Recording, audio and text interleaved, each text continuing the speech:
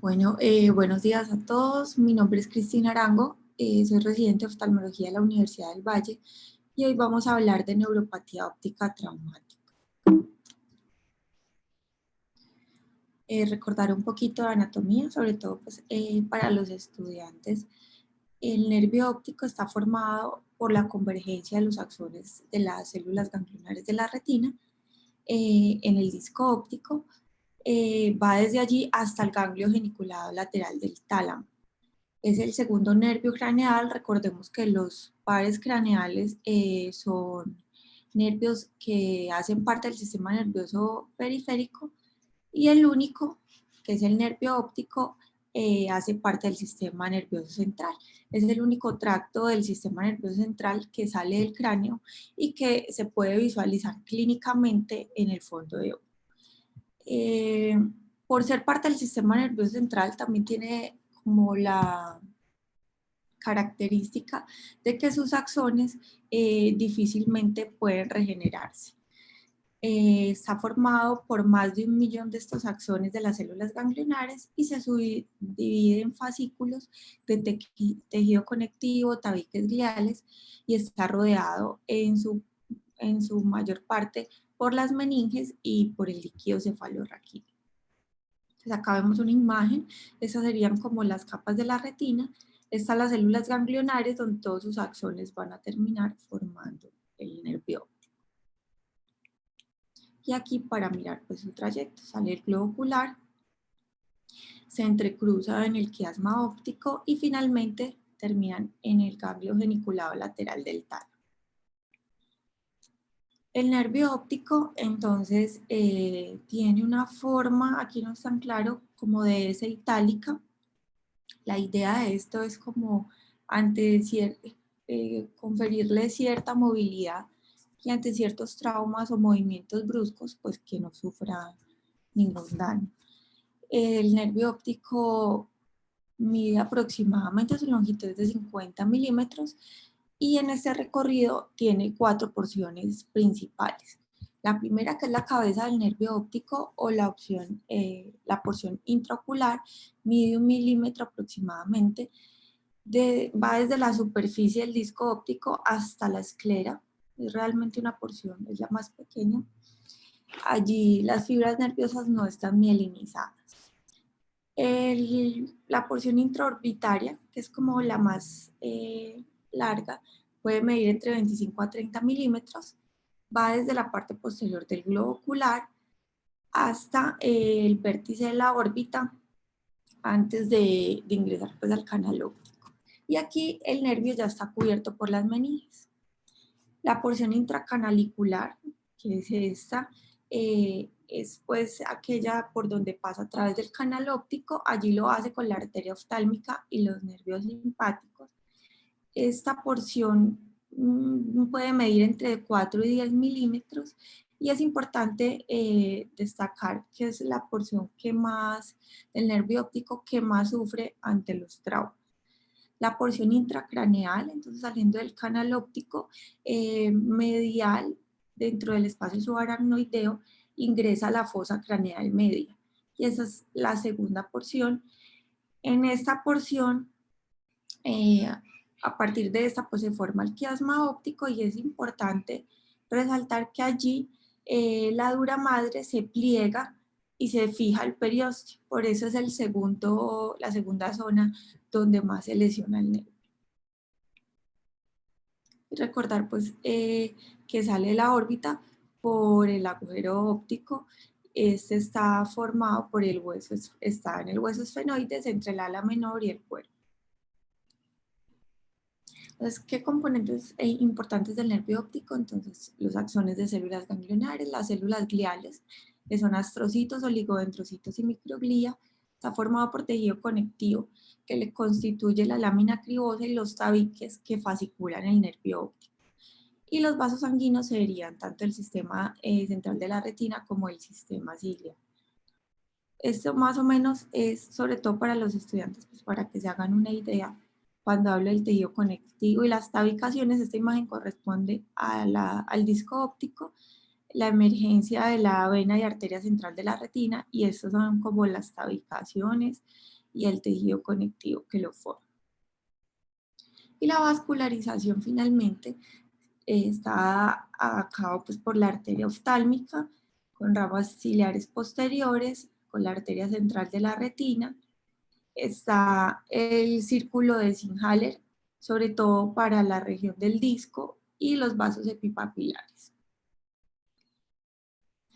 Entonces, adentrándonos un poco en el tema, la neuropatía puede ser por múltiples causas, inflamatorias, infecciosas o no infecciosas, vasculares, compresivas o infiltrativas, ya sean neoplásicas o no, hereditarias, tóxicas, metabólicas, mecánicas por elevación de la presión intraocular o intracraneal, pero pues de lo que vamos a hablar hoy, las causas traumáticas.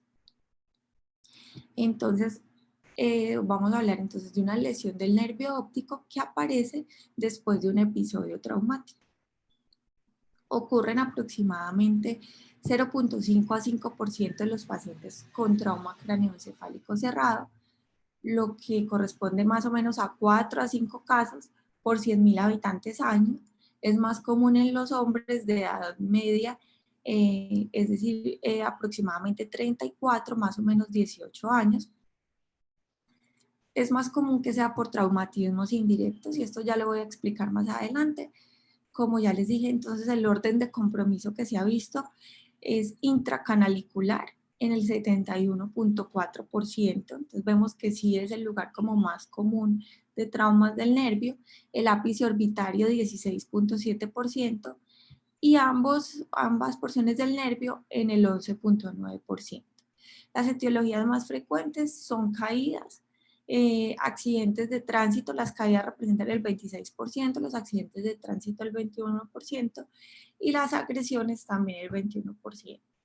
Y es importante que se asocie a una alteración de la conciencia en el 40 a 72% de los casos, que es una cifra pues no despreciable.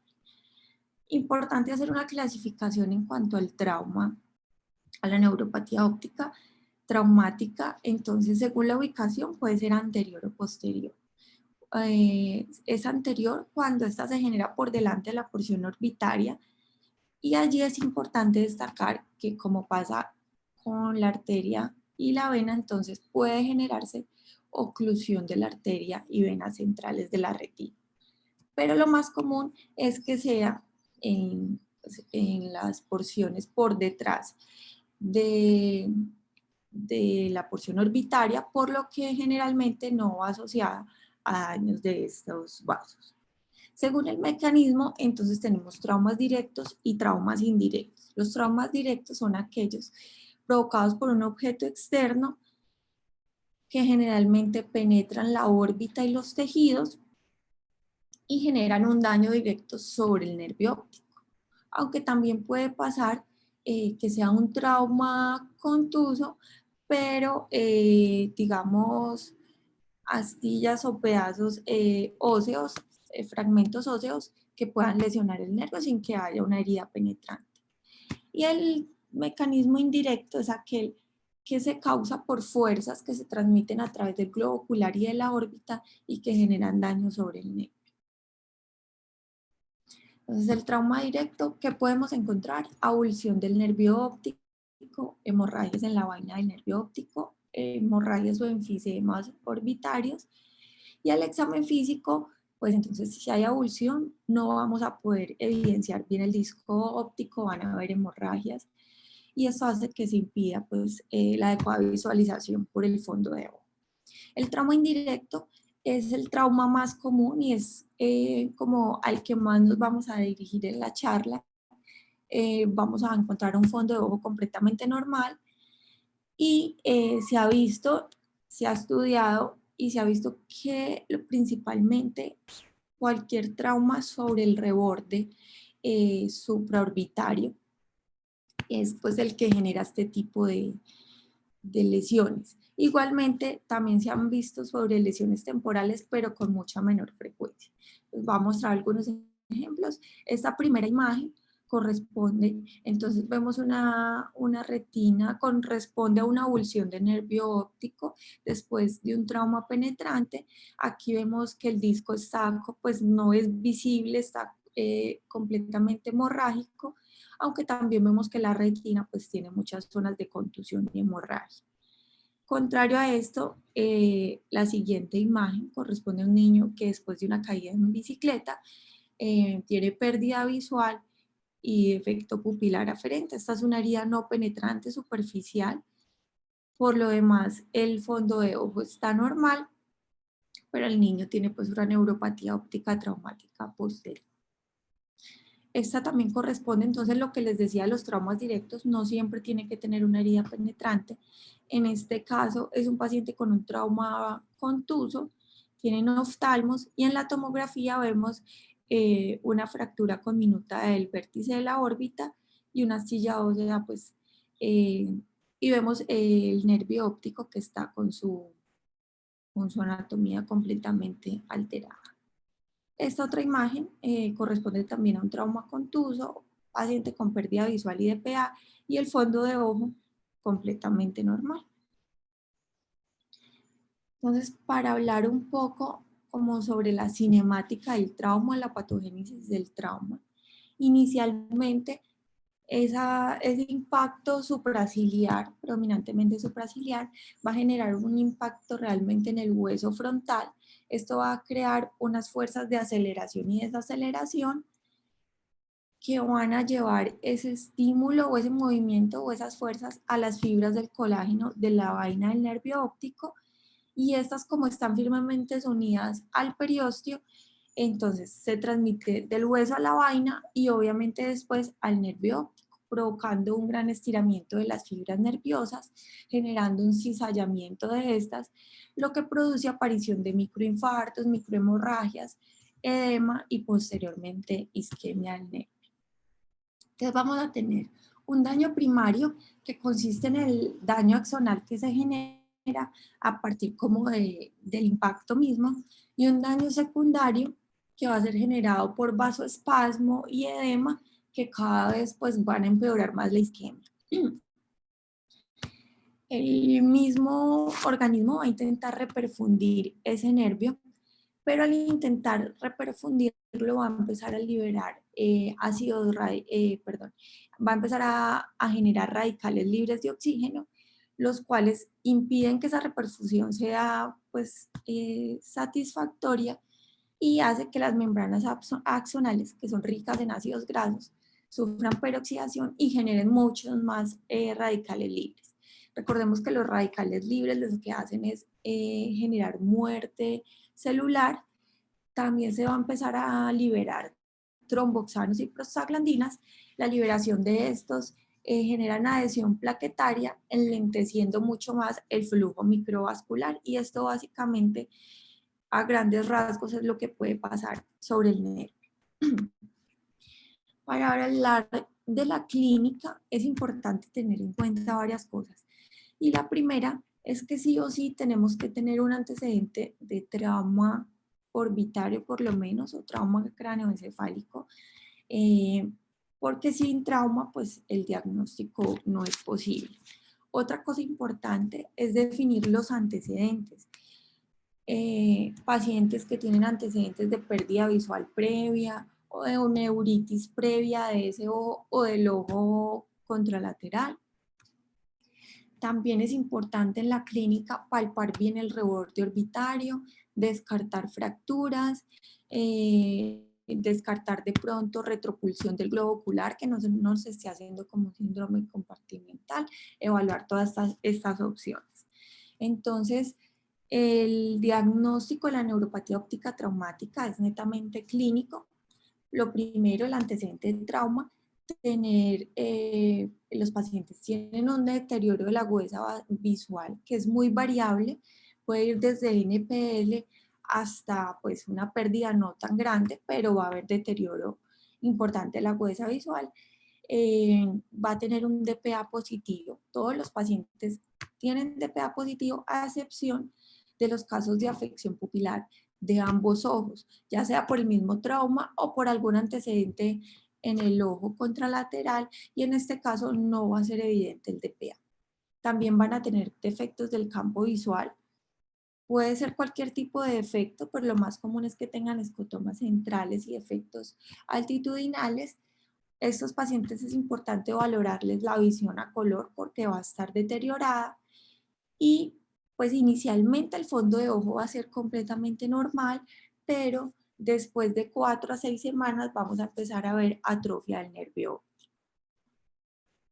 Como exámenes complementarios, entonces hay que descartar fracturas o algún otro problema en el trayecto del nervio, lo normal por ser más rápido y porque al verse mejor el hueso, el examen inicial es la tomografía, pero si quedan dudas o se quiere analizar el trayecto del nervio y otras lesiones asociadas, se puede hacer resonancia.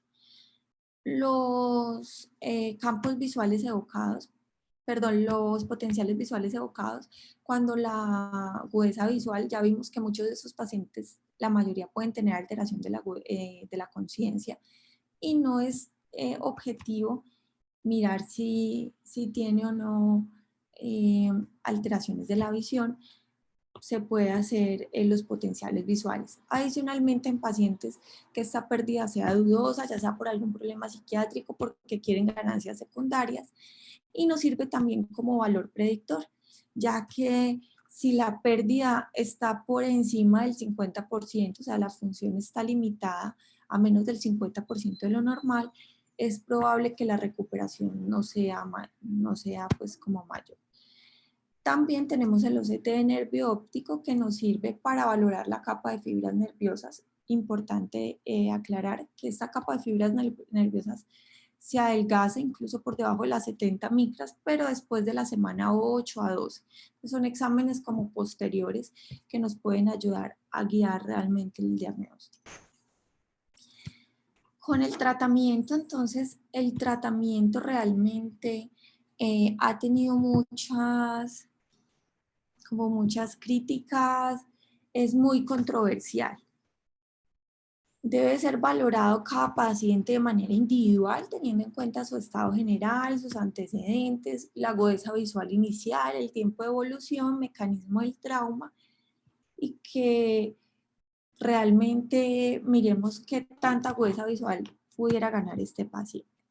El tratamiento va dirigido a descomprimir el nervio óptico, se puede hacer disminuyendo el edema, ya sea con esteroides o creando un espacio mayor para que el nervio, para descomprimir el nervio de manera quirúrgica. Sobre todo estos pacientes al estar edematizados en el canal óptico, recordemos que este canal pues lo encierra completamente y cuando se edematiza pues no tiene lugar para expandirse. ¿A qué va dirigida la controversia del tratamiento? Hay múltiples estudios, pero llegando a la misma conclusión y con el problema de que no es un estudio como de peso, no hay ensayos clínicos controlados, aleatorizados, con buena evidencia científica, sino que son otros tipos de estudios donde pues, no hay tanta validez. La incidencia también es impredecible, pero frecuentemente estos pacientes tienen una recuperación espontánea que también nos hace pensar en si es conveniente hacer tratamiento. Y quería pues como hacer un resumen corto de cómo se genera el inicio del tratamiento y por qué la controversia. Entonces, inicialmente se hizo el estudio NACIS-2, que es un estudio sobre el uso de esteroides en trauma raquimedular. Ellos encontraron que la prednisolona 30 miligramos kilo en las primeras 8 horas posteriores al trauma mejoraba mucho el pronóstico de estos pacientes. Al ser esta una estructura pues, con sustancia gris y blanca y al ser el nervio óptico sustancia blanca netamente, pues decidieron como intentar este tratamiento para ver qué ventajas traía para los pacientes. Y al tratamiento que se usaba. Posteriormente se hizo el estudio CRASH, que era de uso de corticosteroides en pacientes con trauma craneoencefálico severo. Y ellos encontraron con muy buena evidencia y significativamente que los esteroides aumentaban el riesgo de muerte por todas las causas en pacientes con trauma craneoencefálico. Y ya que el trauma craneoencefálico se asocia tanto a la neuropatía óptica traumática, entonces ahí se generó la controversia. Se han intentado hacer estudios controlados, aleatorizados, ensayos clínicos, pero no ha sido posible por el número de pacientes, por muchas causas. Pero entonces se hizo un estudio específicamente de trauma del nervio óptico, donde simplemente se evidenció eh, los beneficios de ambas terapias, tanto descompresión quirúrgica como con esteroides, y otro grupo de manejo expectante, y encontraron que los tres manejos, tanto dejar evolucionar el paciente naturalmente, el de esteroides y el de cirugía, ninguno era superior al otro, todos tenían pues como los mismos beneficios, y allí a que sea tan controversial. Entonces el tratamiento tenemos básicamente 4 tipos o 4 opciones terapéuticas, ambas son válidas, todas son válidas, y ya quedan pues a decisión del médico tratante. Terapia con esteroides sistémicos, terapia con descompresión quirúrgica, tratamiento combinado con esteroides y descompresión quirúrgica y manejo expectante. Entonces, obviamente, como ya se los dije, es un tratamiento que va a ser individualizado. Se han usado básicamente esteroides a dosis alta o megadosis. Las dosis altas van de 15 a 30 miligramos por kilo. A esta dosis se disminuye la síntesis de proteínas y la liberación de ácido araquidónico, lo que hace que se disminuya la producción de prostaglandinas y tromboxanos y mejora un poco la microcirculación. Y a megadosis, 30 a 60 miligramos kilo, lo que se disminuye básicamente es la peroxidación lipídica, el GMP cíclico, llevando a menos producción de radicales libres, disminuyendo el daño ocasionado por estos.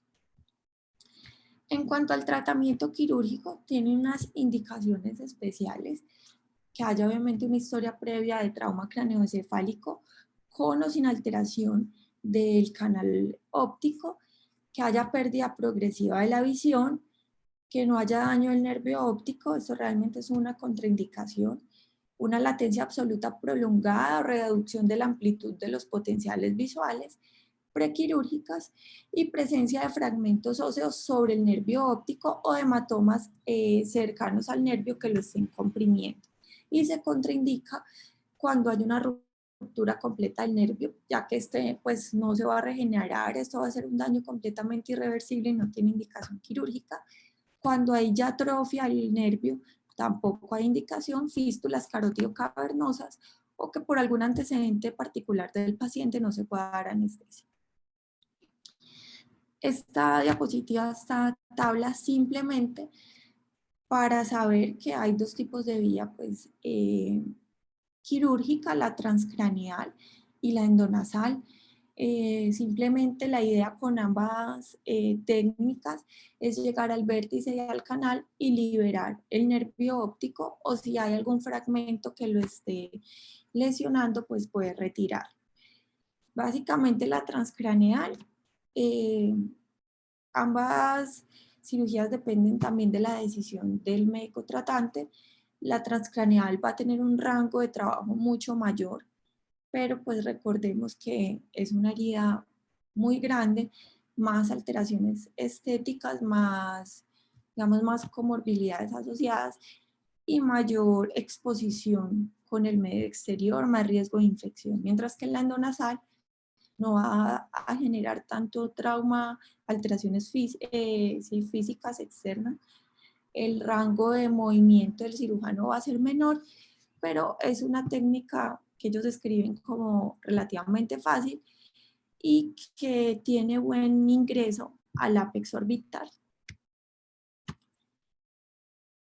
Hay nuevos tratamientos, estos están en estudio, se han descrito Está, por ejemplo, la eritropoyetina, que se ha encontrado que reduce la apoptosis, reduce la inflamación neuronal, la isquemia cerebral y retinal. La han usado a dosis de 100.000 de 10.000 a 20.000 unidades día, con buenos resultados. Incluso hay estudios donde se ha comparado eritropoyetina con esteroides y con no tratar, y se ha encontrado que tiene resultados muy similares, un poco superiores incluso a los esteroides, pero con diferencias no significativas. Entonces, pues hacen falta más estudios. También se ha intentado el tacrolimus, que es un inmunosupresor, recordemos que induce la apoptosis de los fibroblastos. Con esto disminuye la cicatrización del nervio óptico y al no cicatrizarse, pues no tiene problemas para volver a mielinizarse. Y es como protector del nervio óptico. También hay una molécula, la lomericina. Esta lo que hace es bloquear los canales de calcio, reduciendo la entrada de calcio intracelular, disminuyendo el estrés oxidativo y protegiendo las células ganglionares de la retina. Recordemos que el aumento de calcio intracelular en la neurona genera pues apoptosis del nervio óptico, de las células. Este cuadrito pues me pareció importante porque resume todo y nos ayuda de pronto a enfocar qué podemos hacer con estos pacientes. Entonces, tenemos pacientes con un antecedente de trauma cráneoencefálico, disminución de la función visual, con un defecto pupilar aferente, vamos a mirar el fondo de ojo. Si hay avulsión del nervio óptico, ya sabemos que no tiene indicación quirúrgica, pero podemos tener en cuenta, según la clínica y los hallazgos, si el paciente podría o no beneficiarse de los esteroides. Si el fondo de ojo está normal, pensamos en una neuropatía óptica traumática, vamos a hacer la tomografía y la resonancia si lo creemos conveniente. Si lo que encontramos es un hematoma de la vaina del nervio, se puede hacer una fenestración del nervio óptico para liberarlo. Si hay hemorragia orbitaria, se puede hacer una cantotomía de emergencia para liberar la presión en la órbita. Si realmente es una neuropatía óptica traumática indirecta posterior, que es básicamente a lo que nos hemos referido en la charla, y no hay fractura, podemos dar esteroides o podemos hacer descompresión quirúrgica, esa elección. Si no mejora, podemos, o el paciente pues está empeorando, después de los esteroides se puede analizar la probabilidad de una descompresión del canal, mirando pues obviamente la tomografía, la resonancia y mirando pues el riesgo-beneficio. Si definitivamente hay una fractura deprimida del canal, pues el manejo quirúrgico. Si hay hematoma superióstico del canal, la descompresión quirúrgica. Y si hay fractura de la pared lateral de la órbita, está deprimida, hay hematomas superiósticos orbitarios, entonces en este caso serviría la orbitotomía. Y en el caso pues, de la neuropatía óptica traumática sin fracturas, recordemos pues, que la tercera opción es no hacer nada y esperar la evolución del paciente. Estos pacientes, entonces lo normal es que la recuperación sea en el primer mes, se puede dar chance de unas 8 a 12 semanas, pero la recuperación visual espontánea suele generarse entre el 40 y el 60% de los pacientes, incluso pues sin tratamiento. Importante tener en cuenta de mal pronóstico, entonces una agudeza, la agudeza visual inicial nos da como una guía de cómo va a ser el pronóstico de estos pacientes y entonces una agudeza visual inicial, NPL por ejemplo, pues vamos a esperar que la recuperación sea mínima o sea nula y otros factores que influyen, pérdida de la conciencia, que después de las 48 horas no haya ninguna recuperación visual, esto ya nos va hablando pues de que difícilmente va a haber recuperación o que los potenciales visuales pues no tengan ninguna respuesta, también nos habla de mal pronóstico. Tener en cuenta como algunos diagnósticos diferenciales, que haya una neuropatía óptica preexistente, esto nos lleva, sobre todo el ojo contralateral, nos lleva como a que el DPA no sea evidente y se nos pueda pasar por alto el diagnóstico. lesiones retinianas traumáticas, sobre todo con compromiso macular, pueden tener gran pérdida visual, pero estos pacientes por lo general no van a tener TPA. Y cuando visualizamos el fondo de ojo, son retinas que van a tener zonas de palidez, de hemorragias, de contusión retiniana. Y la pérdida visual facticia, valorar bien esto, pues estos pacientes por lo general no van a tener TPA, a no ser de que tengan pues un antecedente de trauma o de algún tipo de neuropatía óptica, y en este caso los potenciales visuales nos pueden ser de ayuda. Finalmente, algunas conclusiones. Entonces, la neuropatía óptica traumática es una causa importante de pérdida visual grave después de algún tipo de trauma cráneoencefálico facial cerrado o penetrante. Importante, no tiene que ser pues un trauma severo, incluso como lo vimos, ciertas caídas donde el trauma no tiene que ser tan importante, también se puede generar a raíz de estos. Existe poca evidencia en ensayos controlados, aleatorizados, para proporcionar recomendaciones en el tratamiento, siempre individualizarlo. Por lo tanto, entonces no hay como una estrategia particular de tratamiento. Lo que sí hemos visto es que en oftalmología, o al menos en nuestra escuela, se ha considerado inicialmente, después del trauma, hacer tratamiento con corticosteroides a dosis alta. Recordar previa desparasitación, hacer algunos estudios infecciosos, un perfil infeccioso pretratamiento. Lo ideal es que se haga en las primeras 48 a 72 horas para tener, o pues lo antes posible para tener como mejor pronóstico o tener mejor resultado visual. Y eso es todo. Cristina, muchas gracias. Este es un tema muy importante porque nosotros tenemos una incidencia de neuropatía óptica traumática tal vez mayor a la reportada en la literatura. La ciudad de Cali se caracteriza por tener más trauma en todo y eso incluye ocular.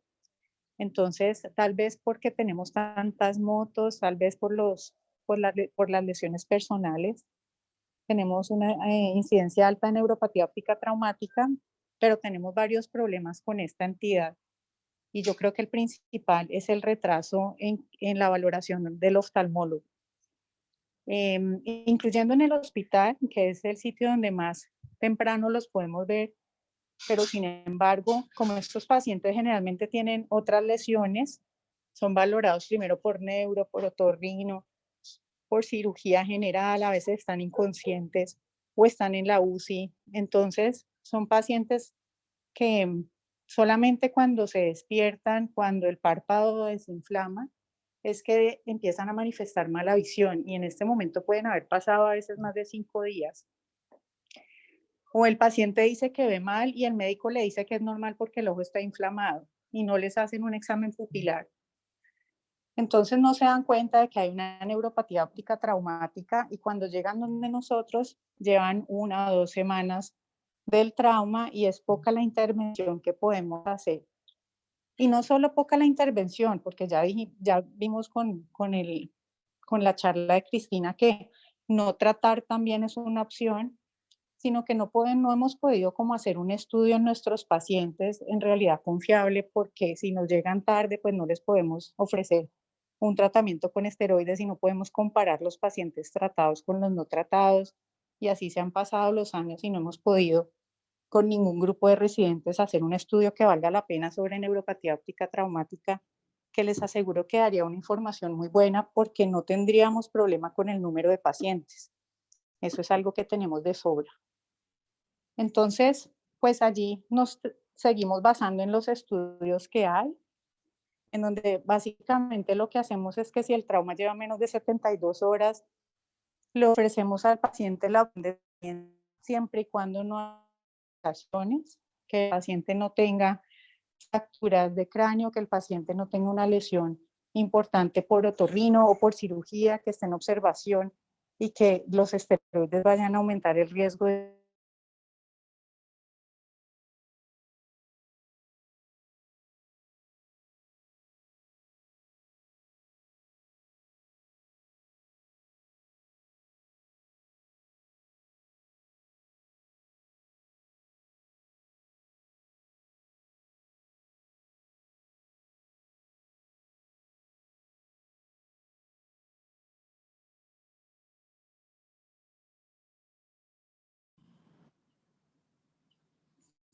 Hola,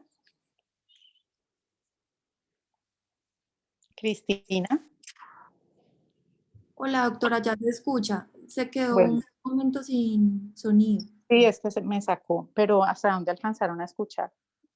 Que no se había podido hacer un estudio pues en el hospital porque no, los Por pacientes el los tiempo. informan más tarde, ajá. Sí, bueno, y no solo en el hospital, en la clínica peor, porque en la clínica llegan todavía más tarde, ya que es una consulta externa. Entonces los pacientes llegan a veces muchas semanas, hasta meses después. Pero lo que les estaba diciendo es que pues finalmente en la conducta, como ustedes lo han visto, es que si tiene menos de 72 horas de trauma, les damos la opción del esteroide si no hay contraindicaciones, según los antecedentes del paciente y las otras lesiones que tenga. Y si el paciente lleva más de 72 horas, lo más probable es que no hagamos nada y solamente esperemos la evolución espontánea, ¿sí? Si el paciente tiene una fractura del canal óptico y la neuropatía es directa, la probabilidad de recuperación es casi nula. Entonces, pues esto de entrada da un mal pronóstico, pero si es una neuropatía indirecta, pues uno les pone los esteroides y espera. La verdad es que hay pacientes que mejoran y otros que no mejoran. Y los estudios dicen que si uno no les pone esteroides, unos mejoran y otros no mejoran. Entonces, cuando mejoran, uno no sabe si es por el medicamento o es porque era del grupo de pacientes que iba a mejorar. En definitiva, no hemos podido concluir si es beneficioso usarlos o no y necesitaríamos algo mucho más juicioso en nuestros pacientes de nuestra ciudad, de nuestras instituciones, para poder llegar a una conclusión que de pronto podría ser pues más válida, ¿no? ¿Tienen alguna pregunta o comentario?